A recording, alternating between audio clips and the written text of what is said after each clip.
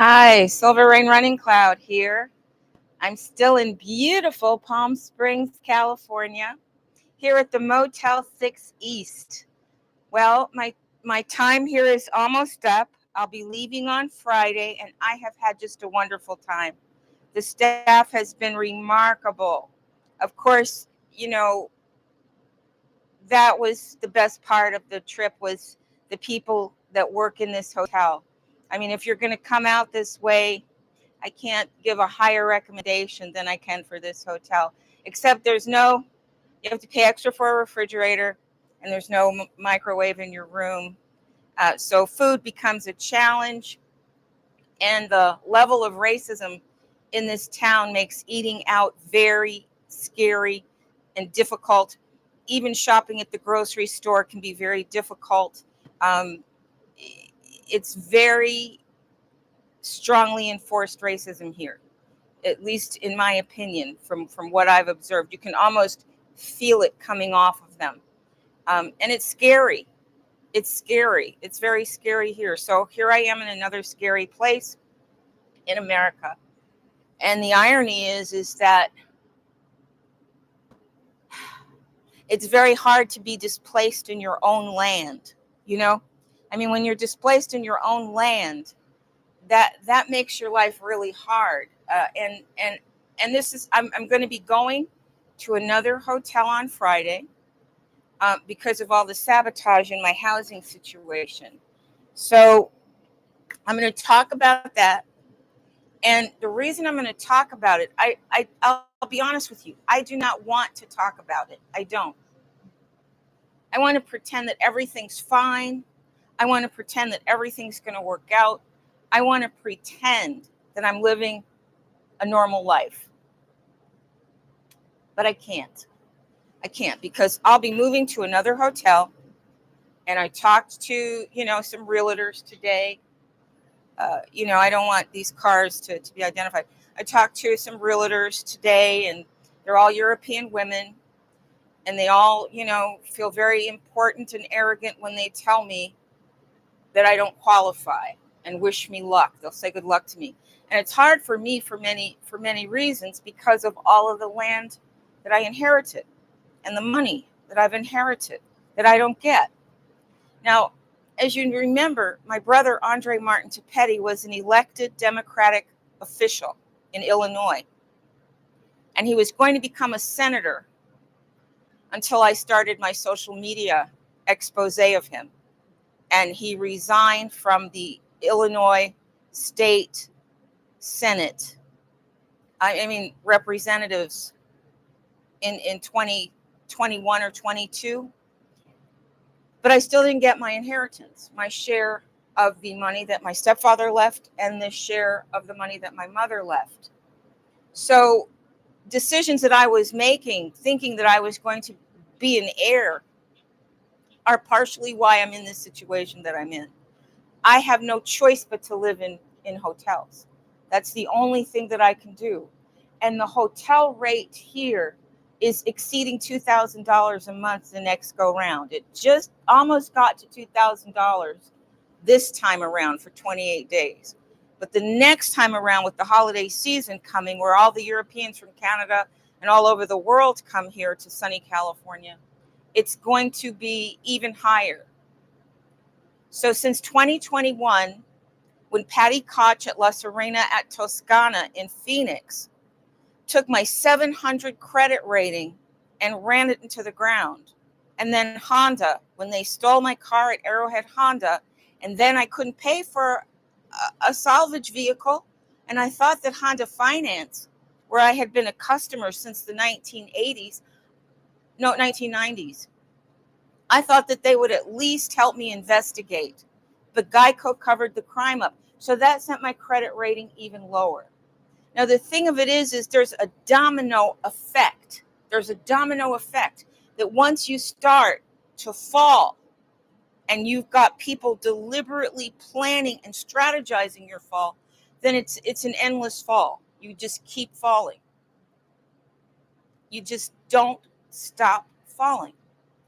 And I think, I would be at the end of my rope if I thought that this was the final verdict. I would be at the end of my rope if I thought that this was the end of the story. But I don't think it is. I mean, I don't think God brought me back to waste my time with just living in misery. But the things I've learned out here are absolutely incredible. I just want you to enjoy this view. Look what I've gotten to see every day. Every day I've gotten to see this. Isn't this amazing? Isn't this wonderful? Every day I've gotten to see this. So Honda repossessed my car because they stole my car, and Geico covered up for them. I have been customers of them for a long time, but they robbed me and cheated me. So now my credit rating is low because I'm not going to keep paying $700, $800 a month for a car that's a salvage vehicle. Why would I do that? Why would I pay money like that for a salvage vehicle? That doesn't make any sense. And you would expect Geico to support me and say, what? You're a victim of theft?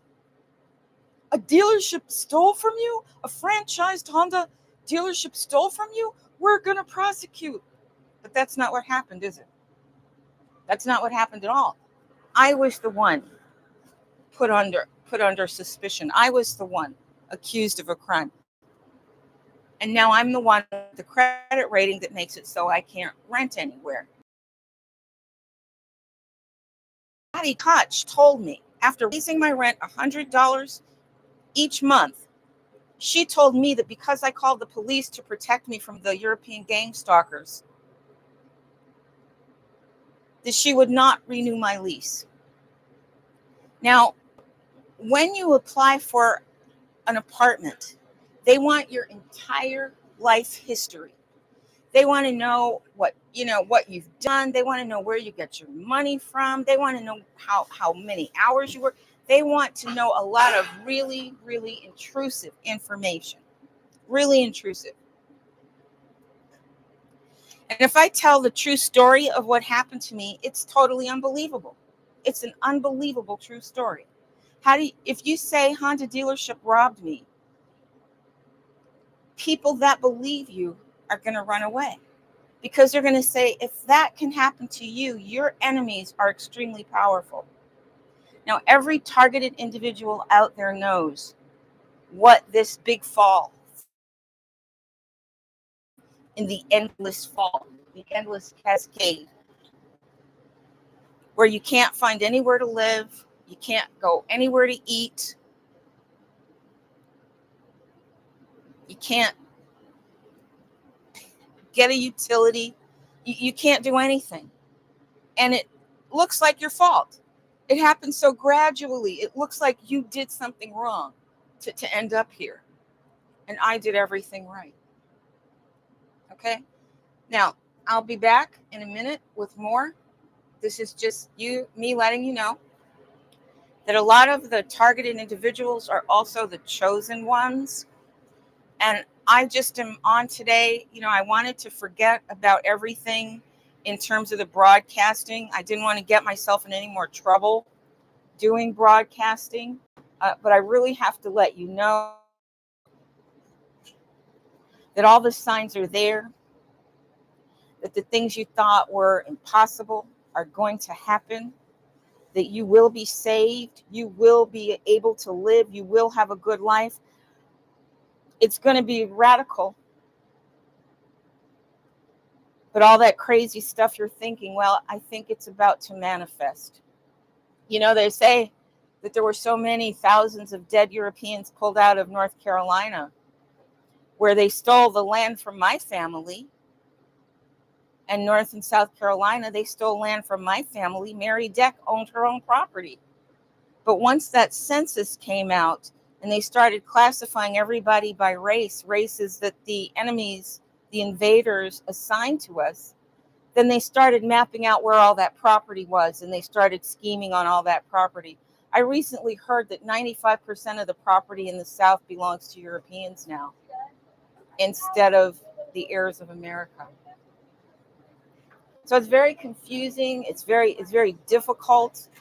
And and you just feel like you're hanging on the edge of a cliff and slipping down. That's what it feels like from here. Now, while I was in this motel, I met a European woman, and she said things that sounded so good that I couldn't believe it. I was thinking, wow, she's going to make me modify my opinion of Europeans because she's so cool. She was talking, about racism in a very honest kind of way, which was doing my soul good to have one of them actually admit it and talk about it.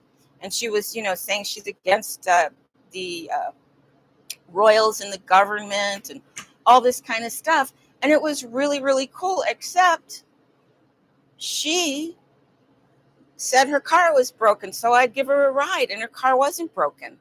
And then she said she was going to be put out of her motel room. She moved from here to a different one and said she was going to be put out if I didn't lend her some money. So I lent her some money. And then I realized I had been conned. I thought about everything she'd said to me. She studied me. She had a dossier on me, and she studied me. And she behaved in a way that would appeal to my natural instincts to help and protect and care for people. And she shared my political point of view. She obviously knew my political point of view because she sounded like a mirror of me. So I'm feeling like, oh, I love you. You're a mirror of me. And she says she's looking for housing too. So we start to say, well, maybe we could room together. And then I find out that she has no credit, she says. And she has no money too, it turns out, right? But I'm pretty sure that she lives in a pretty nice house or place around here in Palm Springs, because she was also running a con about investing in a restaurant with a guy from Belize that cooks Caribbean food. And she was trying to get me interested in that too.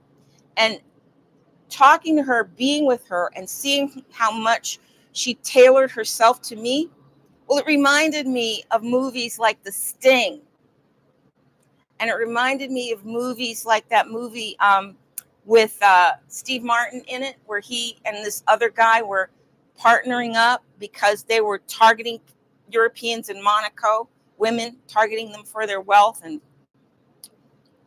ripping them off. So we've all seen these movies about these people. Well, I met one of them here. I met one of them. I'm pretty sure hotel to hotel, hacking into people's data, doing investigations on data, probably buying files about them on the dark web, probably doing that too.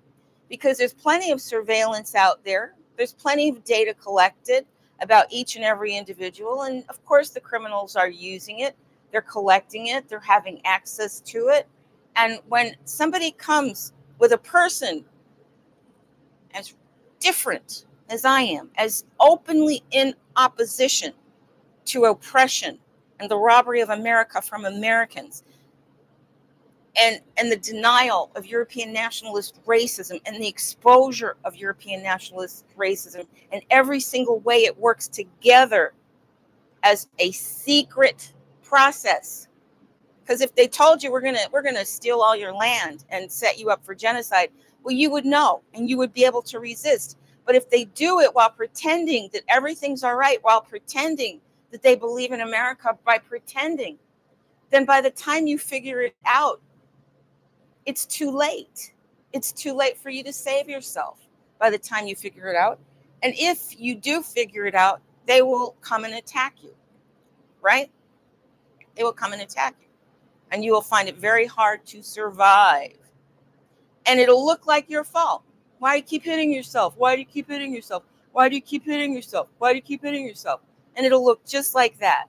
Okay, someone's coming to walk by. Sorry. Oh, don't be sorry, my dear. I just have to do my YouTube lives. I don't want to make a movie out of you if you don't want to be on the movie. But go on, walk on by. Sorry, thank you. Oh, you don't have to be sorry. Thank you. All right. So Silver Rain Runningcloud, continuing on, with how I kind of got my hopes up about California. Now, I have to say that you must admit that this view is much, much better than the view I got from the concentration camp in Houston. And each day that I get to be outside, I mean, used to it and take it for granted. But when I look back on how come in the past 7 weeks, I have to feel very grateful. I mean, one of my kids even gave me a car, a beautiful car to drive. So I've been able to get around, I've been able to drive again. These are all wonderful blessings that have happened to me, but it's not over. Okay. I still can't find a permanent place to live. I'm still living in motels. And in California, they have rules. You can't stay in a motel more than 28 days. More than 28 days out here is the limit that you can be in a hotel room. So I have to keep moving, which means that, one of my children has to keep coming out to help me carry the things, because after the Arizona State Troopers broke my back, I can't carry things like I used to. If I move things too much, I'm in so much pain the next day. Now, you tell me, how could the Arizona State Troopers and Tina Ainley of the Arizona Superior Court get away with violating my human rights the way they did? How did they get away with it? I mean, I'm just constantly amazed at how much crime the Europeans do to steal my land, to steal my property. And I have rights to a lot of American land. So how do you steal somebody's land, sell it to your cousins, and pretend that you own it? You can only do it in a gang. You can only do it in a gang that has control of the courts, control of the police, control of the government, control of the property managers, control of the warriors on the street that follow you and target you and have those bright headlights that they flash. They'll flash those headlights when they see me. They'll flash them so that I know that I'm under surveillance. And you wonder, well, how does all this happen? I mean, I'm 68 years old. I have been here long enough to figure it out. And being a targeted individual has given me access to an entirely new range of experiences, that I've been able to analyze and come to certain conclusions about. And my conclusions is that they're not going to let me live. They're not going to let me survive. It's not going to even be an option. I mean, I have to have one European woman after another tell me that I don't qualify for housing here. I mean, I'm a landowner here. My great, great, great grandparents were landowners here. My great, great grandfather founded a town. My other great grandfather founded another town right near that town that my other one founded. If anyone's entitled to the land and wealth of America, it's me. But we have to admit that the World War II refugees and the Operation Paperclip brought us the Europeans en masse. En masse. Okay, now I'm going to end this here because I don't like to keep on too long. It's just too much to ask of the audience. But I just wanted you to know that I'm still here. I'm still alive. I just haven't been producing because I've been trying to get a new start. And I didn't want to get targeted for these reports like I was in Houston, in Phoenix and Houston. And I've already learned that the level of lawlessness is infinite. I mean, you remember when the Memorial City police, Memorial City, a city within a city in Houston, you remember when they tackled me and handcuffed me and held me in their vehicle? And the constable came, and the sheriff came, and the Houston police came, and the Memorial City police came, and they're all there. All because I was in a public parking lot and they asked me to leave and I didn't move fast enough.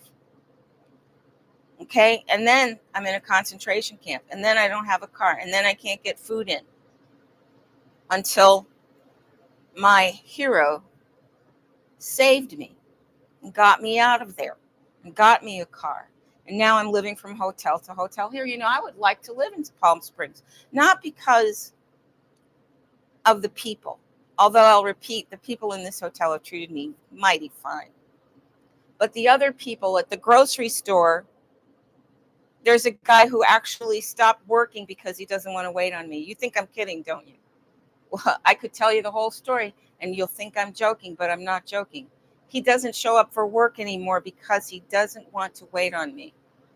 I went to a little coffee shop today where the girl at where the old lady cashier said, "What's your name?" for the order, but she said it in that tone of voice and it scared the shit out of me. I mean, these people scare me.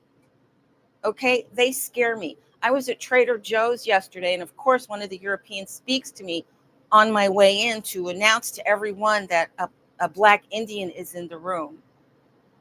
She didn't speak to anybody else in the store, but she had to speak to me. They do that, right? It's one of their techniques, as well as coughing when you come near, as well as getting loud, and steering their men away like you're going to steal their men or their men are going to look at you in some kind of way.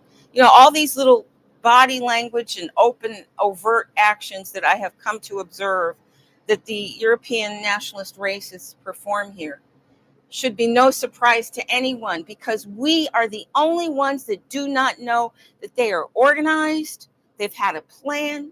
We don't have any places that are segregated where we can meet and plan and strategize and create a unified opposition, but they have plenty of segregated spaces where they can plan and talk and make it possible for them to do surveillance, for them to develop a dossier on you, for them to send their agent out. But let me continue to tell you about this chick, Christy.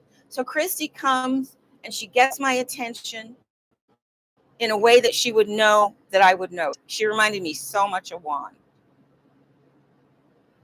who drove me out of Woodbridge, right? The Argentinian Jew ancestor of the Nazis that drove me out of Woodbridge. He taught me so much about these continents. So she gets my attention, then she starts to slowly exploit me. Oh, I need housing assistance.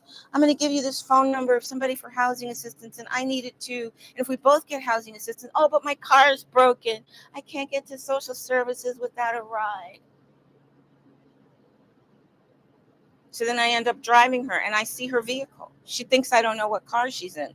And I see her vehicle. She parked it on the other side, but then she parked it over here. I'm almost positive that she goes from hotel to hotel to hotel, targeting wealthy people. Okay? Now, wealth is relative, right? And I'm a nickel and dime mark, but I'm still a mark. Okay?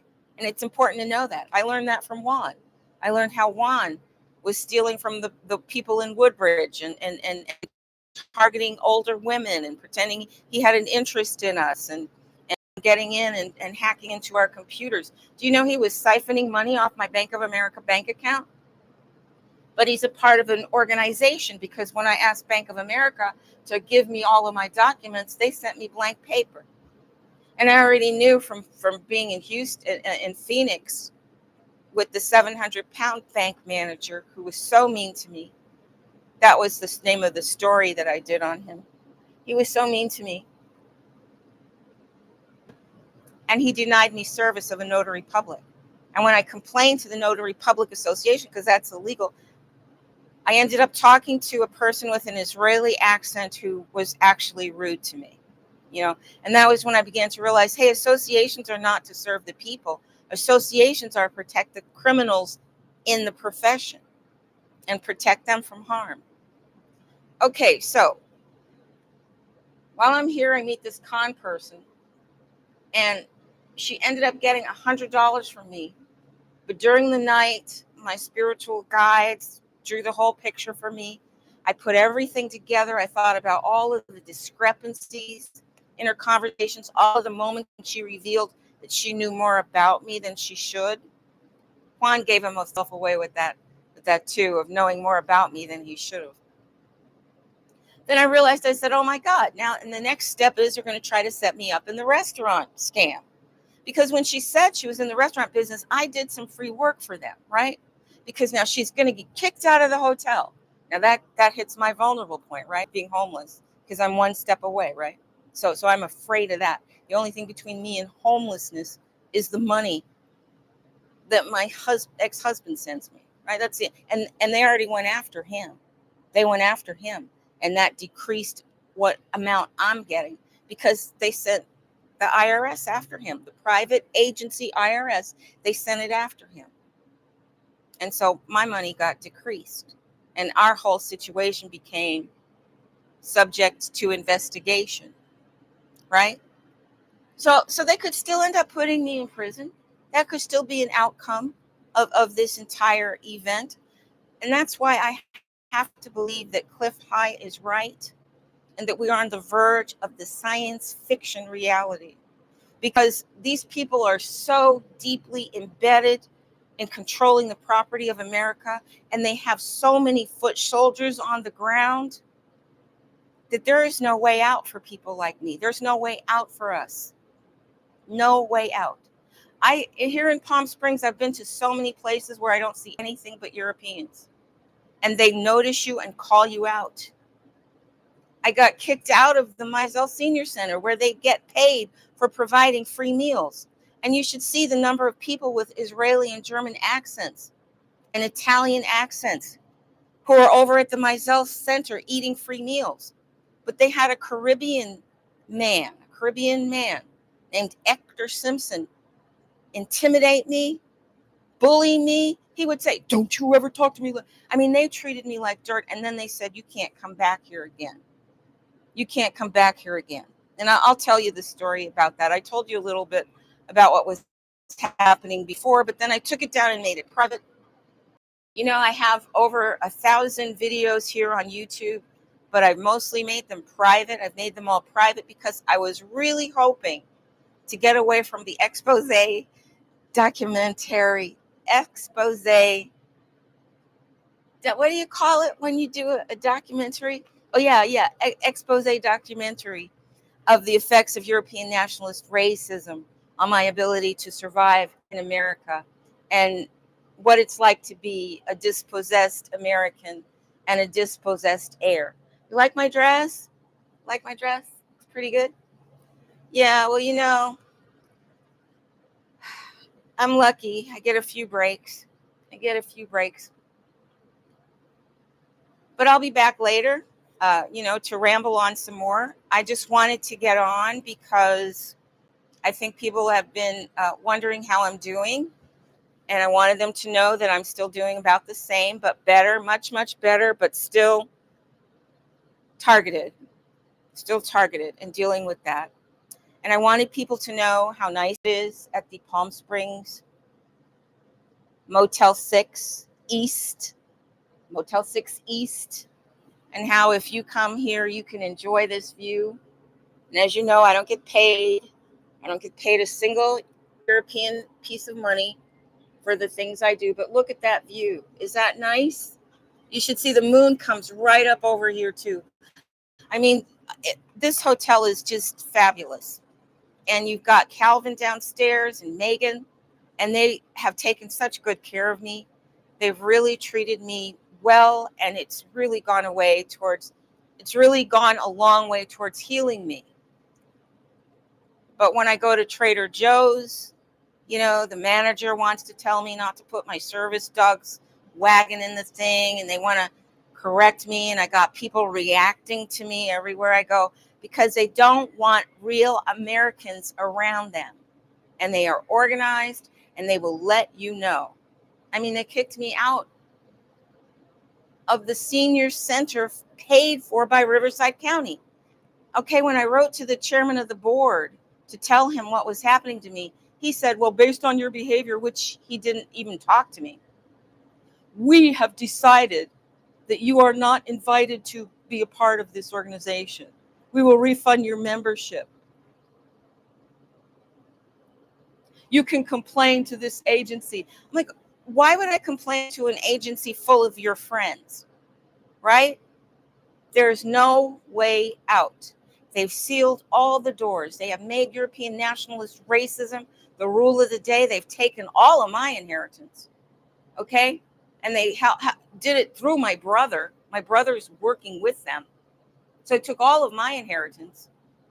I'm a multimillionaire. And I would have increased it, right? I mean, that is if Elon Musk would get out of the way. Elon Werner von Braun. Okay, I'm going to get off now. I know I keep promising you I'm going to leave you, but this time I will, but I will be making another video a little bit later. Thank you for joining me.